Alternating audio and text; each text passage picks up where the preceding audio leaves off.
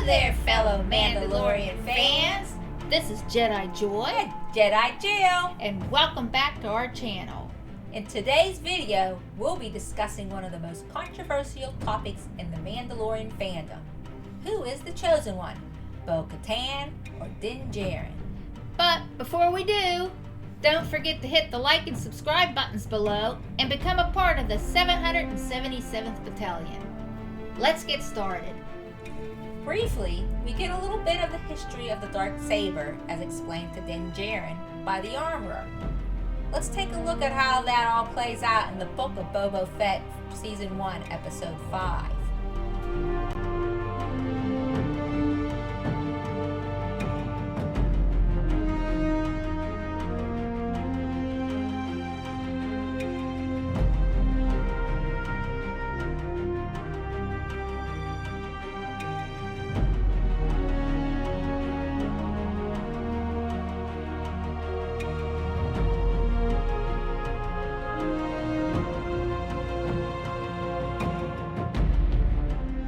It is said one warrior will defeat 20, and the multitudes will fall before it. If, however, it is not won in combat and falls into the hands of the undeserving, it will be a curse unto the nation. Mandalore will be laid to waste, and its people scattered to the four winds. First, let's talk about Bo-Katan.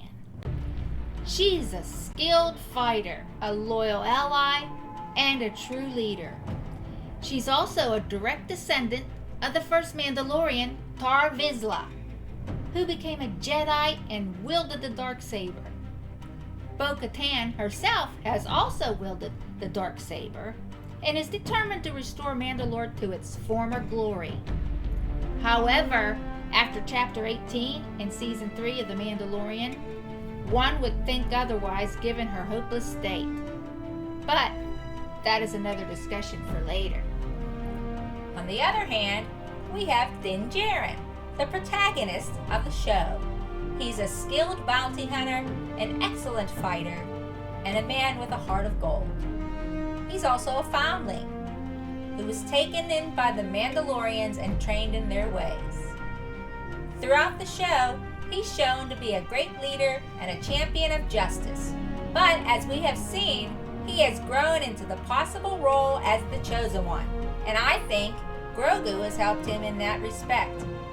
It's not just about Din now. He has a foundling to care for. So, who is the chosen one? Some fans argue that it's Bo-Katan, as she's the one who has the most experience in leading Mandalore and has also wielded the darksaber.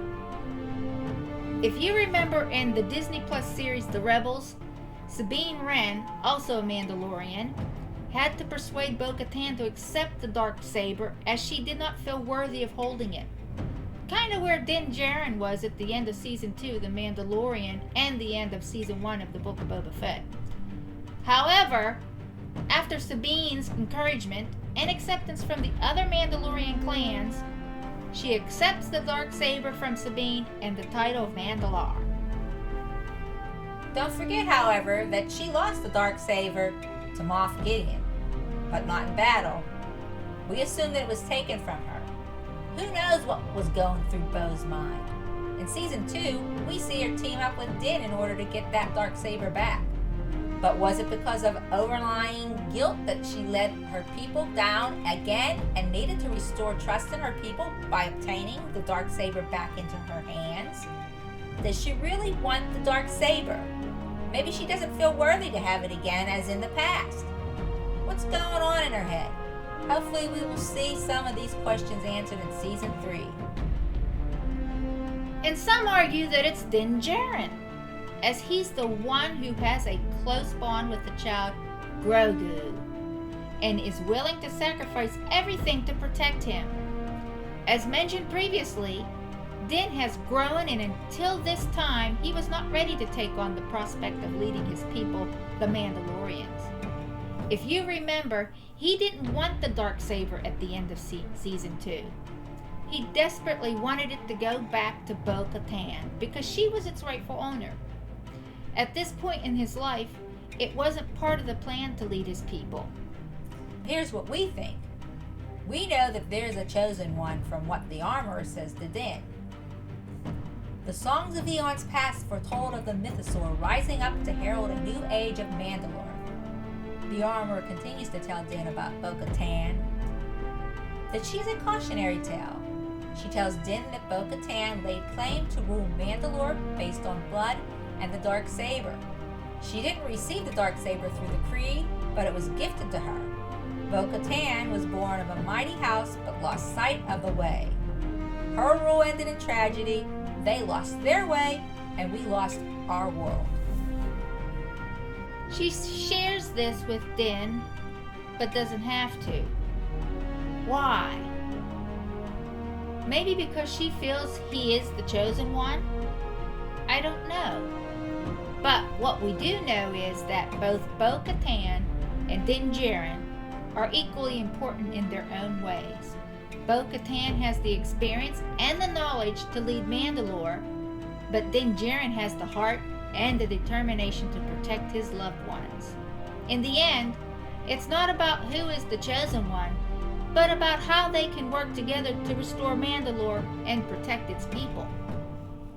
We would really like to see Din become the chosen one of Mandalore, but we would also like Bo to be by his side working together in order to unite the Mandalorians once again. And if you haven't seen our video about Love Blooms in the Outer Rim, check out the link to the video at the end. And that's a wrap for today's video. What do you think? Who is the chosen one, Bo-Katan or Din Djarin? Let us know in the comments below. Yes, and don't forget to like and subscribe for more Mandalorian content and to become a part of the 777th Battalion. See you in the next one. This is Jedi Joy. I'm Jedi Jill. May the Force be with you.